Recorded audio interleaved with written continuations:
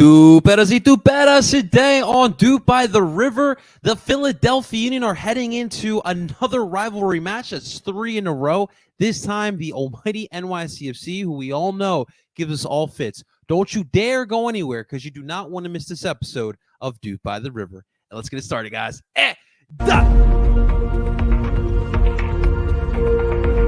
DOOP by the River doesn't do anything well. There is not one. I'm sorry. There was no creativity. As a Union fan, I take that all day. Another DP. We need to go get Mario Balotelli. And that is right. Welcome, everyone, to DOOP by the River, the show where we follow everything Philadelphia Union. And, of course, we are brought to you by Philly Sports Network. Before we dive into today's episode of DOOP by the River, I want to welcome everyone in, whether you're watching this live on Ed Parcel Philly's YouTube channel or here on DOOP by the River's Twitter account. Thank you so much. If you're watching live on YouTube, make sure you guys hit that like button, subscribe for all your future live viewings, and, of course, hit that follow button. We always keep you covered on game day, so make sure you guys check us out over on the Twitter account. We're available wherever you stream podcasts as well. Find us under DOOP by the River podcast. And today is going to be a quick one, a special edition one. We're a little bit busy over here at DOOP by the River, but we're going to get you guys ready for Saturday nights because I know everybody is ready for NYCFC. So without further ado, ladies and gentlemen, my special guest today from the other side, please welcome from the Blue Balls podcast, one of my favorite NYCFC podcasts, Mr. Trey Fillmore. Trey, what's up, brother? Welcome on what's to up? DOOP by the River, brother. I'm so happy to be here. So happy to be back. Good to see you. How's it going? Dude, I'm pretty blessed, man. Of course, you know it's been a rough year for Philly sports fans. Oh yeah. So the Union included with that one, but we're kind of excited trying to turn the page here into the summer. Typically, the Union turn it on, and we're excited for Saturday, man. It's Union NYCFC, brother. You can't get any better than that. It's gonna be good. It's gonna be good soccer. It's two talented teams. You know, it's been up and down, and we'll get into it, but it is definitely like one of the first matches in a long time I've been looking forward to for sure. Yes, yeah, man, absolutely. So of course, as always, man, we love the Blue Balls podcast. How you guys been, man? What's new with you guys? What's new with the podcast in general? We're good. We're still going strong. Still rocking the way we usually do. We're on season 9, I think. Right, you guys are going like 8, going strong, years. Man. it's been crazy. I mean, life changes. You know, we were 2 broke boys, single, and now, you know, my co-host Jake is getting married this weekend. I actually had to move my suit out of the frame of this.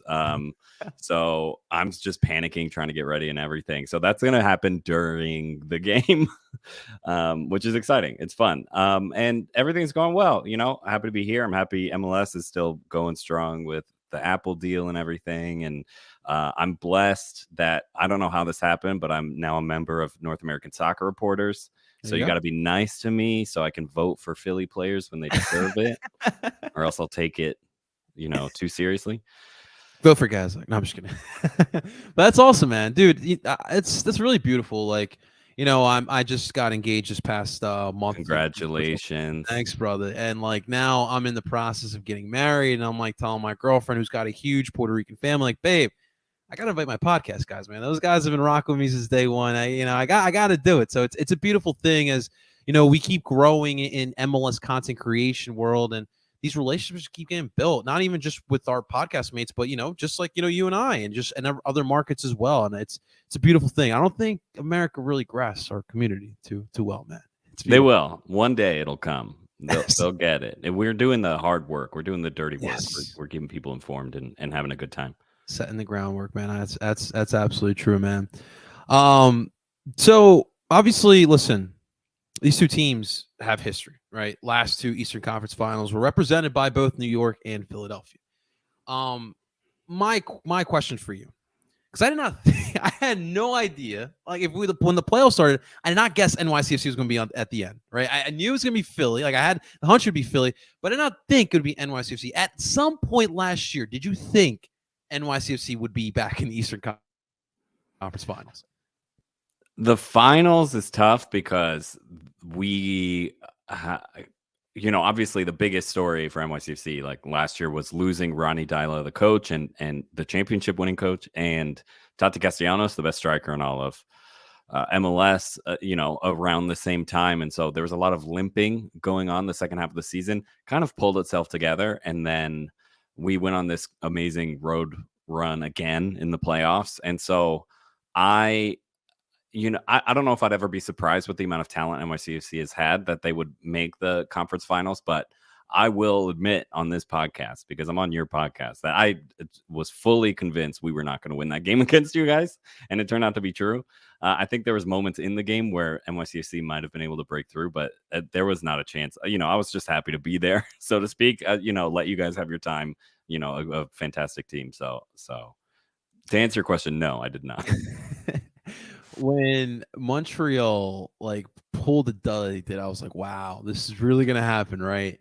And then once we got to the Eastern Conference Finals, I felt very confident, just simply because, dude, you don't I don't know if people really understand how angry this team was because of 2021. That's you can't control that. That's a different type of anger, right?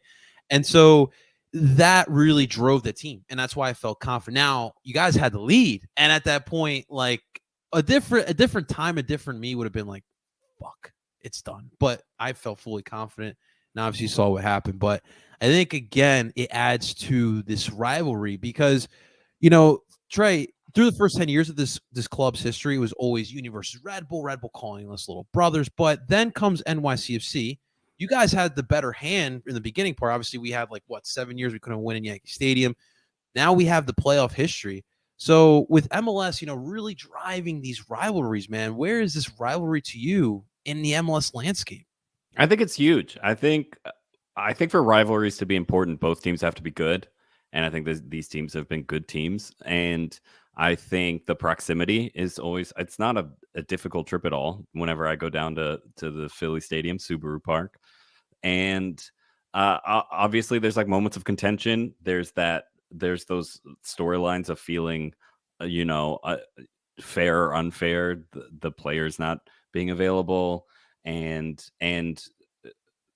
the having rivalries that have championship games involved is always important. Regular season, fine, it's fun, it's exciting, you can get some real rivalry moments, but the money is in that cup and in the playoffs. So if whoever can put up in those experiences is great. And I have not seen Red Bulls in playoffs very often, us. So I, that's not something that they can really hang on us either. So Phillies, and I'm gonna be honest, for NYCFC fans, a majority of fans view Philly as more of a rival than Red Bulls. And that sounds ridiculous, but it's just gotten to that point where Red Bulls just have been such an unserious team for so many years that, it's New York. The attitude is bring us the best. We're coming for you, whatever. And you guys have brought it every time, and it's exciting. Yeah, absolutely, man. And of course, within that rivalry created the villain here in Philly that was Tati Castellanos. It's funny because, my boy Fabian Renkel puts out the tweet because of, Puig really put a target on his back last night, man. Holy crap. But, now he's known, it depends who you ask. LAFC, I think they were a little upset about it. I found it hilarious. But the whole villain thing got brought up here, and I'm thinking to myself, man, Tati still got that crown, man. He's the Joker. He's the real villain of the MLS. Do you NYCFC? Do you fans view him like that, or do you think there's a bigger villain in the MLS in the past couple of years? I understand. I think a lot of NYCFC fans were blind to the villain. He was good, man. Yes, exactly. I think that was it, right? It's that he brought the team so much success, people overlooked it. But I was very aware of how the league felt about Tati Castellanos. I just think that in his last season, he just got to the point where he was so good that it kind of overcame all those, because we hated the flopping too. He did that way too much early in his career. But he just got so good that he was just scoring more than he was flopping. And I think a lot of people got over that pretty easily after that. And now he's killing it overseas. That's really cool to see, because at the end of the day, it's MLS before anything else. And to see an MLS player do that in La Liga, a league that doesn't really respect our league, that's really freaking dope, man. But let's move forward, because I really, really wanted to find out your thoughts. Congratulations, dude. We might have a stadium. We might have an actual ground for NYCFC, which is really dope, brother. So kind of just, give us an update. What's been going on? Your thoughts, man. It's exciting. It's super exciting. Obviously, it's almost feels too good to be true. It's been so long we haven't had a stadium. The club just celebrated its 10-year anniversary last week since it was announced, and to go 10 years without a stadium, it's been awful and devastating. And to be a podcast that covers the team since day one, it's been something that we always had to talk about. And now, finally, just like a little window opened where the team could sneak into Queens because they were trying so hard to build in the Bronx for so long. And there's so much red tape I don't even want to get into about parking spaces and old buildings and hundreds of $1 million of debt. And all of that seemed to be circumvented by just deciding to move the team to Queens. And Queens is a borough. If you have not been to Queens or don't know Queens, it's the most diverse borough in the world. Jackson Heights, baby. There you go. They speak the most languages in the world. They love soccer. Like, you guys will see that when Philly's in Citi Field, like, the attitude's different than that Yankee Stadium crowd. That Yankee Stadium crowd is like families and stuff. The Citi Field crowd is a bunch of homegrown soccer fans, and having a stadium there is amazing. Obviously, it's going to open up like 2027 most likely, but it seems like everything is good to go and moving forward. I'm glad you brought that up because, when I saw the first pictures, first thought it was that, this ground kind of does look familiar, man. It looks like some other grounds here in the MLS. I mean, obviously, listen, nothing's set in stone, but listen, the three major cities in Northeast of America, Philly, New York, Boston, we all have our own culture, our own imprint. Like, do you feel like it needs to feel like New York in there, or do you just want a ground in general? It's going to be, well, obviously, yeah. With the stadium renderings came out, and the main reaction wasn't to be picky about the style or anything like that. It was all like, okay, this is what we're getting. It could look like a pile of doo-doo, and we take it. That's all we want is a stadium that we can play in. And it's interesting to say, like, that area is not necessarily like busy like New York really is. It's like on the border, right where Citi Field is on the border where there's lots of apartments and neighborhoods, but they're really building there like that. The stadium is part of a project that will also have a hotel and 100% affordable housing, like multiple units, many buildings, a school I think is in there too. So they're trying to really get that area really built up and create its own personality. And I think that's what's going to happen, is that a personality will definitely build around that stadium in that area, and people are gonna make it their own. Because there's no bars or anything to go to before or after games. It's depressing, but there will be. As a Union fan, I do hope that they keep up with it because, listen, we've had our fair share of promises down here, and I know that it doesn't always come to fruition. So I really do hope, because I do think it is really dope concepts that they have coming up. So hopefully it does, in fact, come true. Trey, let's talk about the team. Let's do it. Obviously, lots of changes. It's a little bit of a different team. For you, what was the biggest attraction, man? It's hard to say because the team was gutted. I mean, we lost a majority of our starters in the offseason, and then Santi Rodriguez came back after some back and forth negotiation that was going on, right. And that was a surprise, and it was a welcome surprise. And James Sands, who we loaned out for all of last year, he came back from his loan at Rangers. So there's more familiar faces that came back. But I think losing the personality of people like Sean Johnson, the captain, who was the captain of the team for many years, is obviously an MLS veteran, and losing Alex Callens, who was on his way to being one of the best defenders in the league, if not the best, outside of your guys. And I honestly think even with all the offseason turnover, the biggest loss was Tati Castellanos. I mean, that's huge. And I think it's just part of this team not looking like it was a year ago today. So all those changes are really crazy. Anton Tinnerholm was like a big emotional leader for this team as well.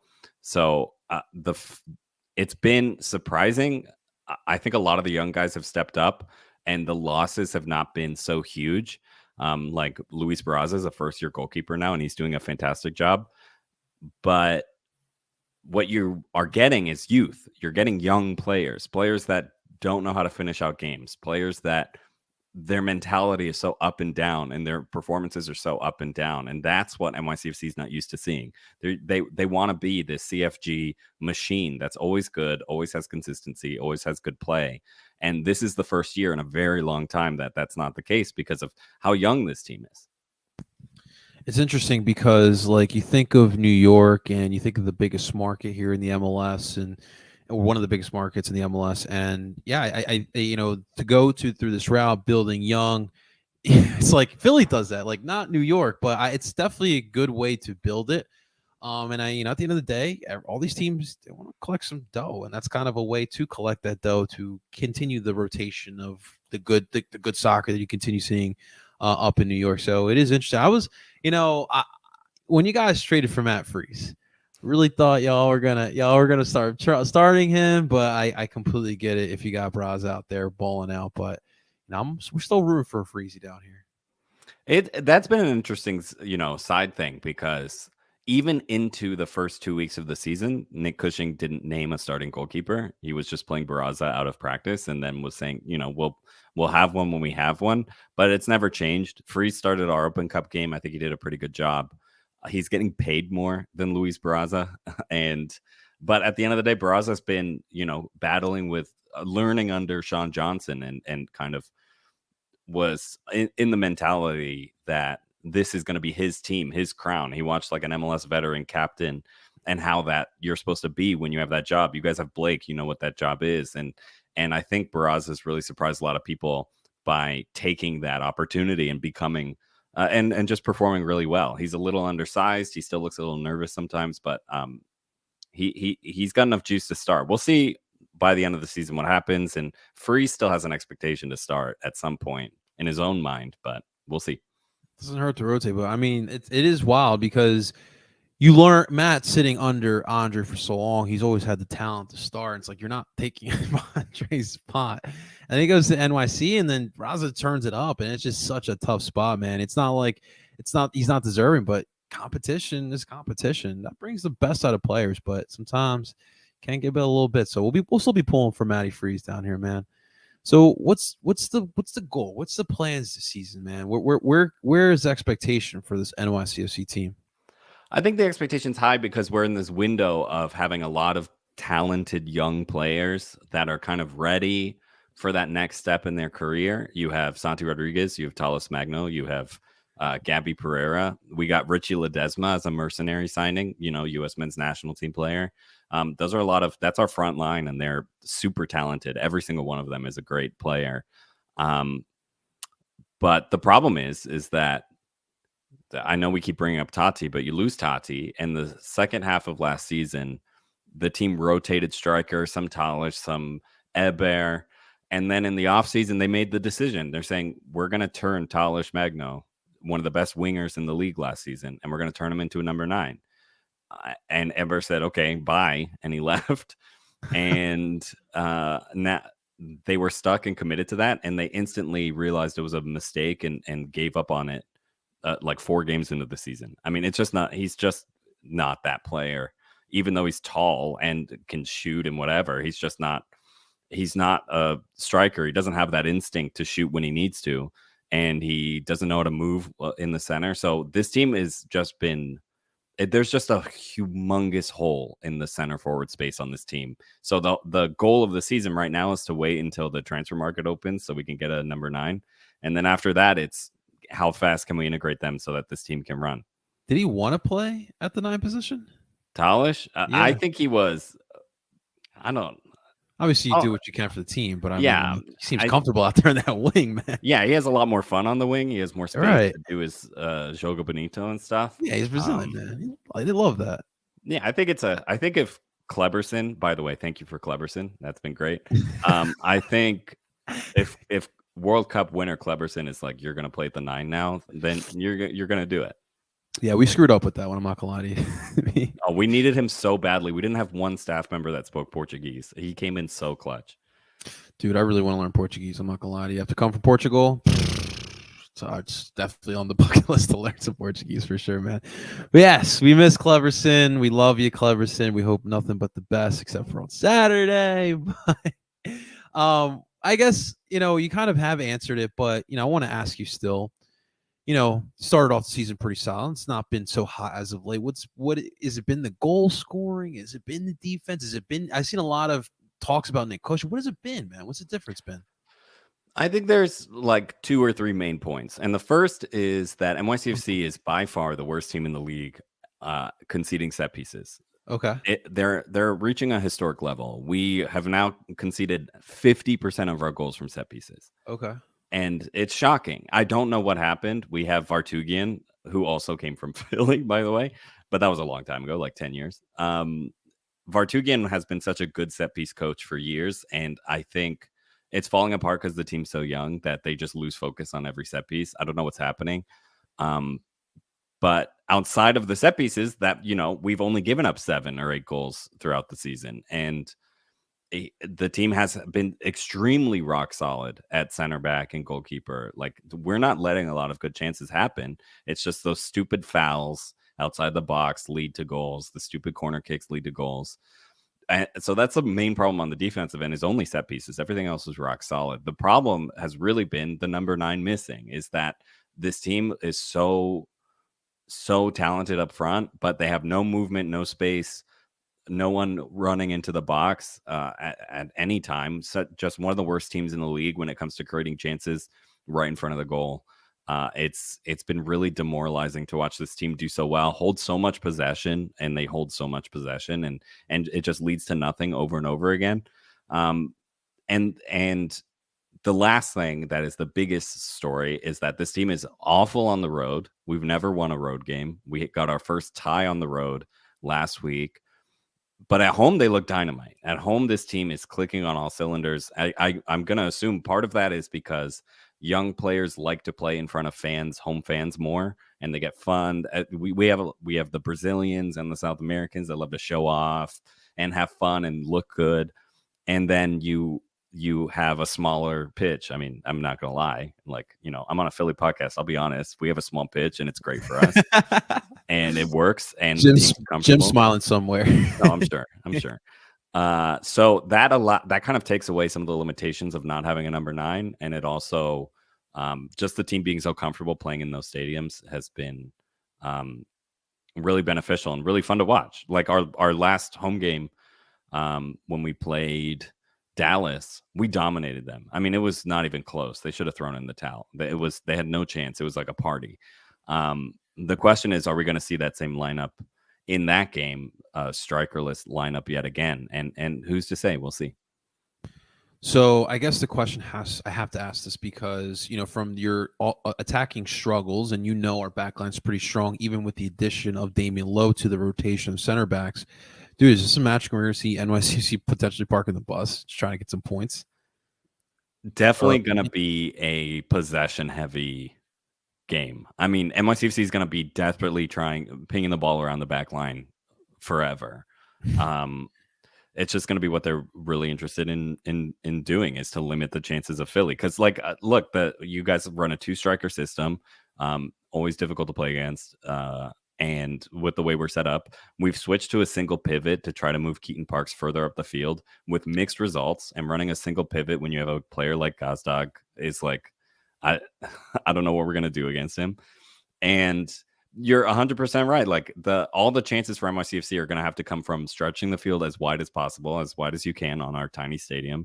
They're going to have to come from, whipping balls, creating chances by beating wing defenders, and hopefully some set piece chances too. But it's going to be a pick your spot. I don't see NYCFC being a hyper aggressive team in this match for sure. Yeah, man. I hope we don't see Olivier Mbaizo, because I'm sure NYCFC fans get excited for. I was going to bring that up. Talish Magno, if he's back on the wing, it's going to be over. I watched some of that New England game, and I saw that Mbaizo had a majority of the touches of anyone, and he had the ball so far up the field. And if Talish is on the field, that's the one thing we can definitely take away from you guys, because Talish is going to be running up into that corner flag constantly. Yeah, man. So since the LAFC match, the CCL elimination, he has kind of been a little bit in the doghouse, the dog pound, as we like to say here. Nathan Harriel is the best 1v1 defender that we do have. But like you said, Mbaizo does a great job getting up. He's got a great touch on that cross. And so it's just a tough circumstance because it's like, all right, you start Mbaizo, you got a great attack, but then you're struggling defense. And then Harriel's still good in the attack, but he's not like Mbaizo. So it's a tough decision for Jim every single match. But I mean, I would hope he would go Harriel in this one because we've all got PTSD still from Magno. Give him that work on that wing, man. But we'll see what happens. But let's get to some lineups here. What could the lineup look like on Saturday for NYC? I'm curious if Nick Cushing is going to surprise everyone and run a 3 in the back like we did last year against you guys. He seems comfortable running that against your 2 forward diamond situation that you usually run. And he played it in our US Open Cup game. And he also has promoted Kevin O'Toole to the starting left back position. And he's more comfortable going forward. So that's an option that I think he has not put that out in a regular season game this season, but maybe this is the match he wants to switch things up. If he doesn't, NYCFC has been doing a really cool thing where a lot of times you'll see a center midfielder drop between the center backs to facilitate passing in this CFG kind of system. James Sands has been dropping into the left back position, and that creates an overload over there. If we have possession on that side, you have a ball carrier moving that direction, and then it pushes our left back forward and creates so you have Talish Magno, Kevin O'Toole, who's like a wing. He's essentially a winger that we converted to a fullback, and James Sands over there. So you got people that can move the ball forward. It's been what we've been trying to do. I'm not saying it's been working, but I can see that happening. Everywhere else, you see Luis Barraza in net. I don't think we put Freese out against his former team. You'll see the only 2 veteran players we really have in Maxime Chanot and Thiago Martins are going to be our 2 center backs, and they've been fantastic this year. They've been really good. I'm happy. At right back, it's been almost a 50-50 split between our homegrown Tavon Gray, who you'll remember from 2021, and our brand new kid, Slovenian, Micha Elenic, who's like a little ball of joy, who it just plays with so much freedom. And the fan base is clamoring for him to start more games because Tavon Gray is an exceptional. He's like the Harriel of our team. I mean, he's like an exceptional defender, but going forward, he just doesn't have what it takes. So that's a coin flip. And our American midfield of James Sands and Keaton Parks and Richie Ledesma, I can see them running that midfield out in this match. And then you got the exciting boys up front, Talish Magno. Santi Rodriguez has been playing more of a false 9 since we gave up the Talish Magno at the 9 experiment. And Gabby Pereira, who's probably our only true goal scorer on the team off the right wing. And he is just, the way he hits a ball is better than almost anyone in the league. I mean, you watch his highlights, he's bangers only. He just can score from anywhere. He loves to shoot. The problem is that he needs service, and he can get put on an island so easily. In so many games, he'll have the least amount of touches of any player on the field. So if you're Philly, that's the first thing you game plan for, is like get Gabby Pereira on an island by himself. Don't let him run into the center of the field. Don't let him get the ball, because he's the one who's most likely to score for NYCFC. If you can stop him, you essentially guaranteed a tie. Okay. All right. Hey, that's some good news and note there from our boy Trey here. So Trey, as we end every pod, let's get that prediction, man. Prediction, and we do need a key here, since this is a Union podcast. Key for the Union to beat NYCFC. Well, yeah, as we know, like, I'm on your podcast. I got to be a little friendly because you asked me so nicely, and I'm happy to be here. If I'm being like generous, like, let's say like a 1-1 draw, maybe. These are 2 really good defenses, and I think they're gonna hold up a lot of chances. I mean, I just think it's gonna come down to moments. I think both teams will have opportunities and can both create, but finishing those chances are going to be tough for both teams in this match. So I'd say 1-1 maybe. And the key, I mentioned Gabriel Pereira. You got to stop him. And really, Keaton Parks has found himself in no man's land a lot of this season since our attacking midfielders are so busy trying to be strikers that he's left on an island. So anyone that's in front of Martinez for you guys, if they can carry the ball 10, 20 feet and pass it, they're going to have open passing lanes. I would say that's the other thing to look for. Okay. All right. We'll keep an eye out for that. Trey, where can people find the Blue Balls podcast, brother? Sure. Oh my God. I just noticed I look like a cherry tomato. Are you kidding? My Caucasian is like standing out like crazy. That time of year, Trey. I gotta get some lights. I gotta get some foundation. I don't know. Plugging, of course. I love plugging. You can find us on Twitter at Blue Balls Pod. You can find our podcast everywhere, Blue Balls NYCFC podcast. Cool. On Twitter, we're just, covering NYCFC, lots of quotes and things and locker room observations, stuff like that. And whatever. I'm at Trey Fillmore on Twitter, but I'm mostly on our personal account. And we're nowhere else because we're stupid. I don't know why we don't have other social media after 9 years, but we don't. You can find us there. It's a lot, man. I'll tell you that. It's a lot for sure, man. But Trey, listen, we always appreciate it, man. Enjoy the match on Saturday wherever you do watch it. And congratulations to Jake again, my man. Thanks. I'll pass it on. Thanks. I appreciate it. And we'll see. I'll send you a nice little message after. We'll see how it goes. Sounds good. We'll see if it's a good one or a bad one. We'll see.